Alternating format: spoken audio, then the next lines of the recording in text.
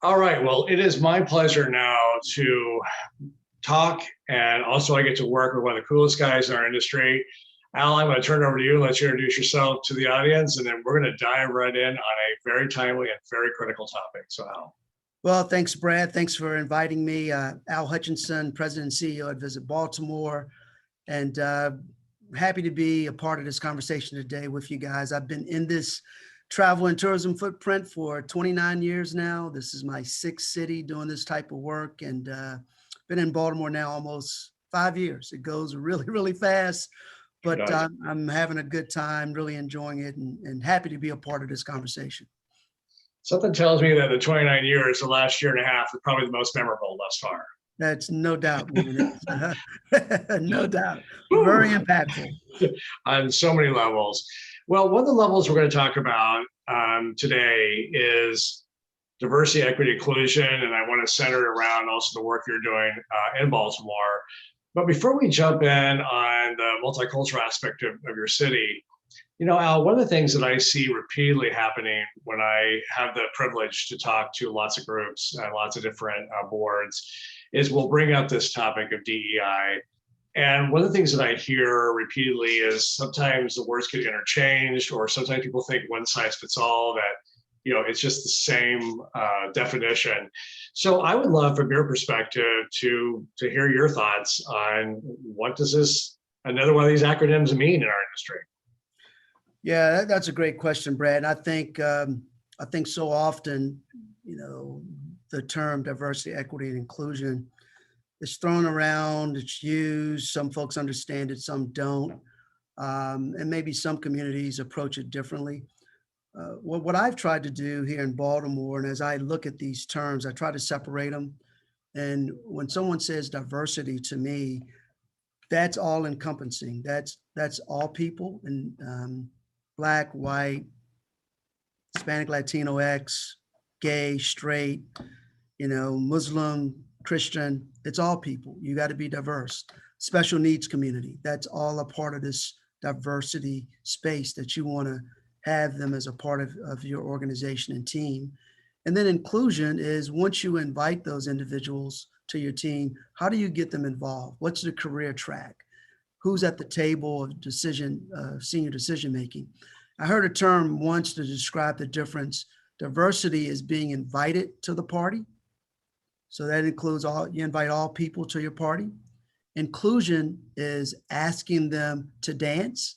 So you've invited them to your party, but inclusion is asking them to dance. So that's where it comes into getting people at the table. Who's at the boardroom? Who's in your senior leadership team? So that's inviting them to be a part. And then equity is, you can't just dance with all the white folks, or you can't just dance with all the Black folks. Where you look at your organization, where are your gaps? So if there are more white folks in places, where can you elevate talented African Americans, talented Latino X, talented gay individuals? That's equity. Because if you're short in those areas in your organization, then what do you do to elevate, create career pathways for those communities that have been left behind? So that's the way I sort of simply try to look at diversity. Invite me to the party. Inclusion, ask me to dance. And equity, if you're not being asked to dance, then you as a leader need to provide those opportunities for folks. Wow. I mean, that just really crystallized it. I hope everybody steals that, because I'm gonna steal it now, because I catch myself stumbling over it sometimes. And, you know, as an open gay man, I mean, I think, oh yeah, this is gonna roll right off. And I start to question, you know, that type of thing. So I love that analogy. I think it makes sense. And I'm gonna use it. So thank you for that. I hope it helps. So you know, as being your neighbor just down the south here at Silver Spring, I love Baltimore. I love the multicultural aspect of it. I love the food. I love, oh my gosh. I mean, we were selling our house. We stayed at a gorgeous hotel for a few days after your board meeting, and we had a blast. And I was driving down the street the other day, and I saw this cool advertising campaign on the side of a bus in DC. and it caught my eye, and I glanced over, and there it is, Visit Baltimore. So I'd love for you to talk a little bit about how you and your team have really moved beyond, what maybe people perceive as the convention center and some hotels. Like, talk a little bit about how you've taken kind of this multicultural discussion into your tourism plan. Well, first thing I would say to you, being in Silver Springs and all my friends around Maryland and in DC, you're actually living in a Baltimore suburb. So you're a part of us. So don't mistake in that. So you're a part of the family. But at any rate, we really have approached our storytelling from a community focused perspective. We believe that any destination, greater than the assets you have in your community, and they start with your people. So if you have a community like Baltimore, we're 63% African American. How do you celebrate that greatness and that goodness? Whether they're artists, a writer, a poet, a small business owner, you should figure out a way to make that a part of your storytelling. And that's really, unfortunately for us, we partner with an agency, Bellwether, who agreed with that kind of community focus. And you're no better than the assets in your community. And we wanted to double down on that and really celebrate the greatness of our people and tell that rich arts and cultural story. A lot of it from an African American perspective, but also from an Asian American perspective, Hispanic, Latino X perspective, white American perspective. So we wanted to be very inclusive in our storytelling, but be very authentic as well. Not tell a story of another destination, but tell the full Baltimore story. And so for us, that made sense. We wanted to really tell a deep story about all the goodness our community has to offer. We're one of those communities that sometimes we get a lot of negative hype. And I think it's important for us to make sure people understand the real greatness of our healthcare community here in Baltimore. I think we're a healthcare mecca in Baltimore. We have great academic institutions, great arts and culture. Obviously, we have the waterfront, we have great history, but we should be telling the story of all history. If we're going to talk about American history, it should be everyone's contributions. And that's the way we've approached it. We're not saying it's the right way to do it, the only way to do it, but that's the way we're approaching it. I love it. It was magical when I was there, and just the melting pot that I saw. You talk about history here, and here we are, and we're almost watching a trial go on right now. There's a lot going on. One of the things you keep hearing about is how do you make a movement, not a moment. But it's been a movement forever. I mean, and I feel like how do you make a movement make it keep moving and just not make it a moment.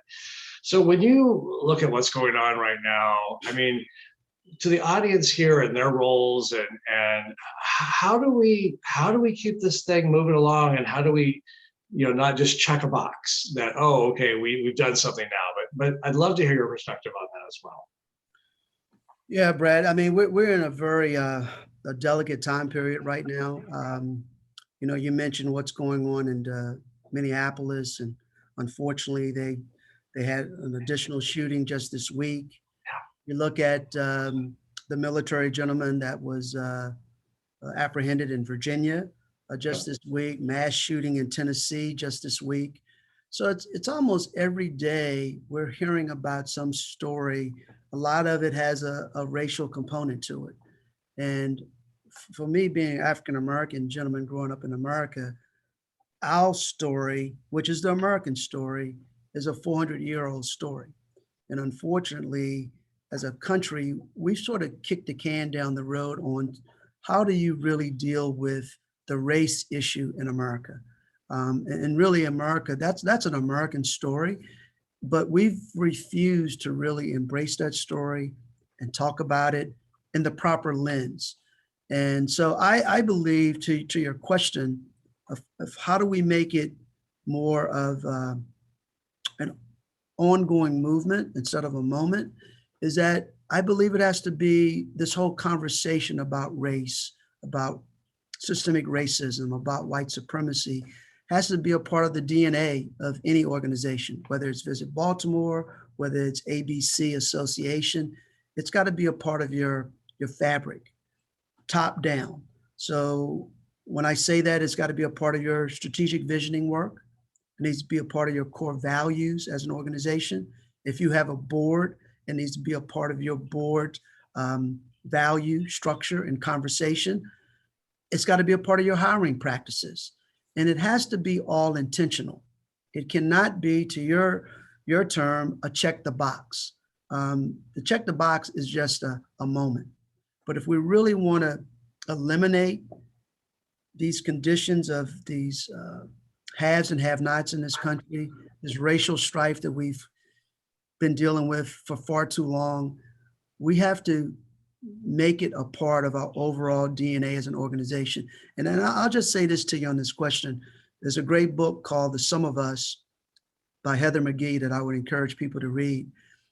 One of what America has taught us and why we can't deal with this issue is because we've positioned it that if I take care of one group of people, another group of people will be hurt.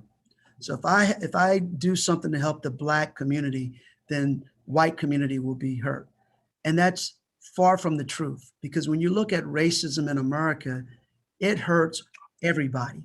It just doesn't hurt Black folks. It hurts white America, it hurts the Latinx community, it hurts gay America. So we can't be pitting one community against the other. And for far too long, that's what a lot of American history has taught us.